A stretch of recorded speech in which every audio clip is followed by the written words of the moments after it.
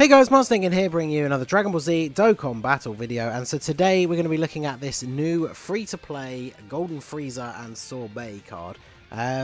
It's a pretty interesting card. They're a very good kit. They're definitely going to be useful in a few places, but the unit does definitely suffer from a few drawbacks as well, so we'll go through the details here. They've got a free-to-play Joined Forces lead, 2 key and 50%, or Tech types 2 key and 30%.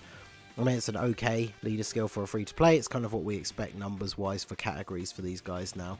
And their super attack is supreme damage with a high chance to stun. So that is good, 50%. So like somewhere like Super Battle Road where stuns are really important, that's going to come in very handy. Obviously him being extreme tech is quite a nice bonus. His passive skill, attack and defense 120% when HP is 50% or more. 120% is definitely a very good number for the passive. And then he gets Key +6, performs a crit, and stuns the attacked enemy within the same turn after receiving an attack. So if they get hit, so if you put them in slot 1, they get 6 key, so they're basically going to auto-super. They get a guaranteed crit and a guaranteed stun. Because this is from the passive though, these kind of stuns will only be for the duration of that turn.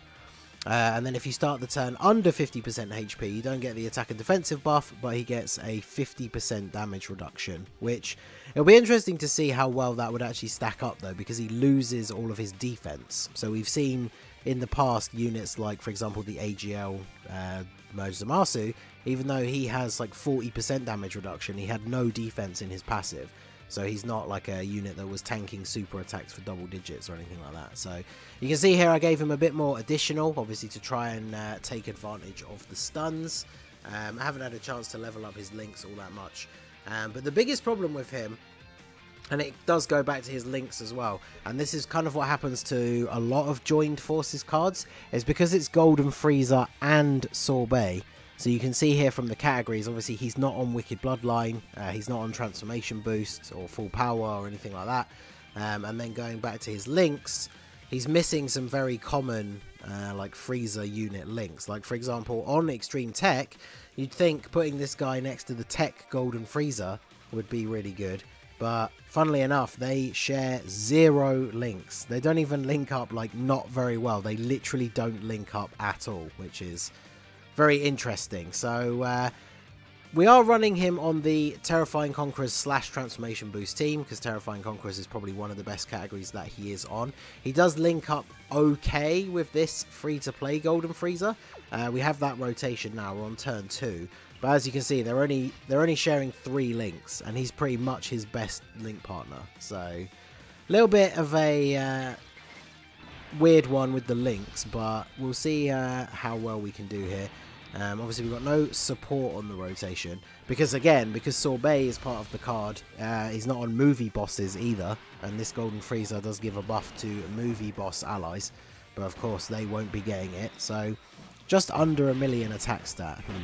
Okay, that's with no support, but we get the stun, which is I think probably going to be what one of their biggest uses is. I don't think they are like an automatic extreme tech, extreme super battle road killer, but for people who are struggling on that stage, I think they are going to be a useful addition.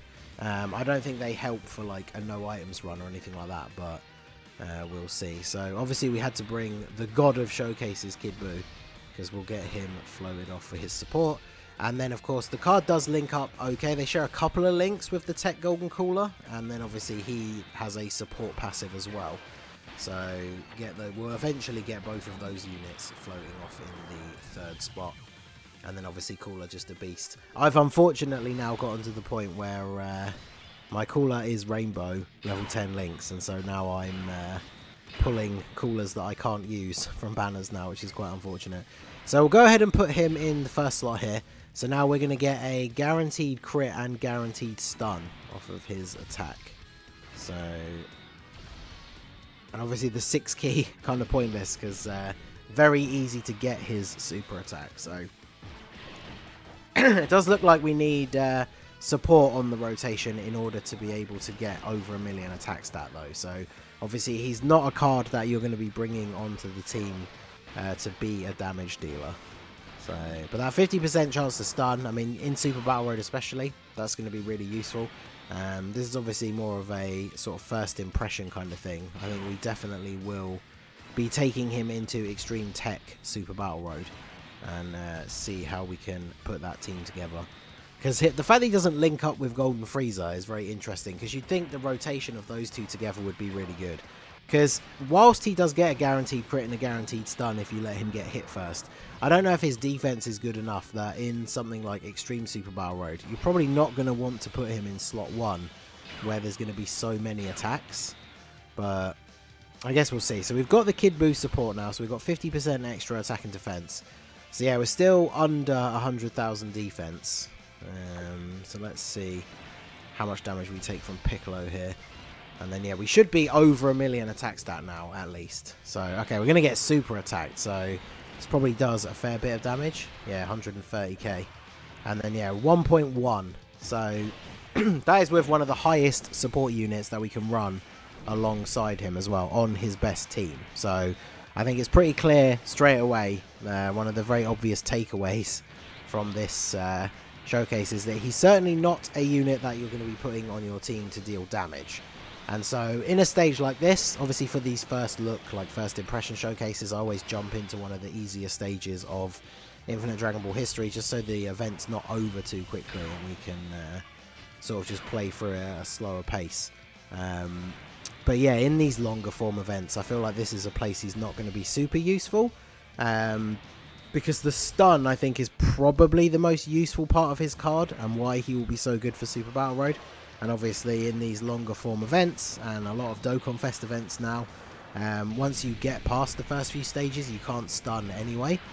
And obviously it's a big advantage for him that getting hit first allows you to get that guaranteed stun. I think on normal category stages of Super Battle Road, he definitely could be a good option for putting in slot 1. And then of course that does come back to the issue with his categories being limited, because obviously we've just gotten the Wicked Bloodline stage with the 10 new stages, but he can't be run on that team because Sorbet is part of the card. So I think that's where his main drawbacks lie. Is we've seen this in the past with a lot of Joined Forces units. Like the big one that comes to mind is obviously the STR Rage Vegeta, because the card is Vegeta and Bulma, so the card is not on Vegeta family. So once the category meta sort of fully kicked in, that card dropped off like very quickly, because there's a load of teams you couldn't run him on. Like the fact you couldn't run him on Pure Saiyans back when that was becoming the best team in the game for a while, like definitely hurt the longevity of that card, unfortunately. So let's go ahead and transform Cooler here, why not? But yeah, so that's one of the biggest problems. Some of these Joined Forces cards are really cool, like conceptually, they're really cool ideas. But when they put two characters together that are on very differing categories, like on their solo cards, then obviously it very much limits the teams that card can be on. So, but yeah, let's go off here. Potentially finish off Vegeta with this attack from Cooler. Although we've not got a very good key setup on this rotation, but I guess we don't need to worry too much about Kid Buu super attacking. Wow, 3.95. Okay. Obviously, we know SCR Janemba's the next one. At the time of recording, his details haven't come out yet. They'll probably be out, I don't know, maybe tomorrow. Still very much waiting on physical final form Cooler getting his one. I feel like he has the potential to be the best one.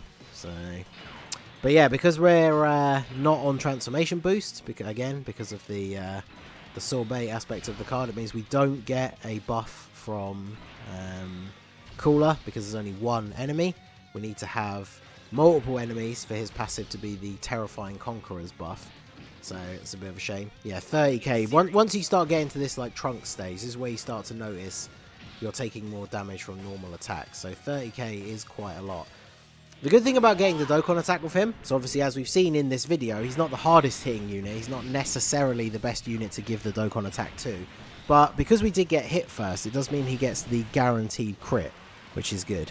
But yeah, we're already at the point where we can't stun the enemies anymore. So obviously we don't stun Trunks. And then yeah, take quite a bit of damage.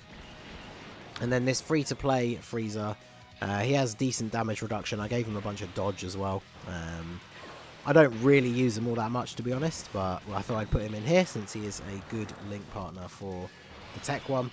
So yeah, let me know what you guys think of this FRIEZA and SORBET card. I definitely think he has some potential, but it's just the typical joined forces situation where he's very limited because of SORBET's inclusion on the card.